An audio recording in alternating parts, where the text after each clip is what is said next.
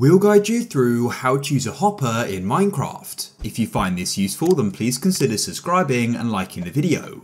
Hoppers are super useful and I'm going over them in this video. So first of all, you need to go and make a hopper.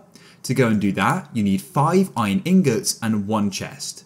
So all you need to do is place the chest in the middle of the crafting table, and in the top left slots, place 2 iron ingots, and do the same thing in the top right, and in the middle at the bottom, place another one, and you'll then have a hopper. Now ultimately, what hoppers do are transport blocks. So for example, you could go and place down a chest or maybe a furnace, and you could then connect a hopper to that chest or the furnace. To do this, hold shift. If you don't, you just click, it'll go and open up the chest or the furnace. And you can also go and put the hopper into the side of the chest or furnace and well.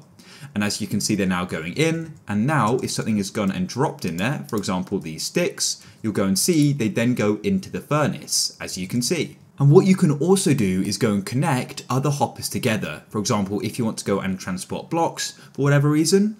Now to go and do this, you need to go and make sure you connect them the right way.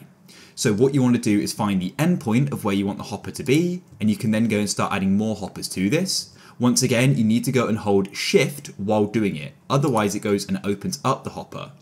So what you can then do is hold shift and click along, and what you can do is go and see the hopper spout, and it goes into this hopper. And then what you could do is go and add another and another, and you go and get the idea. So now if I go and put a furnace in here or whatever block, it'll then go and be transported to this end one, as you can see. And I could then go into a chest, a furnace, or even something else. So I hope you guys found this useful and you now know how you can go and use hoppers.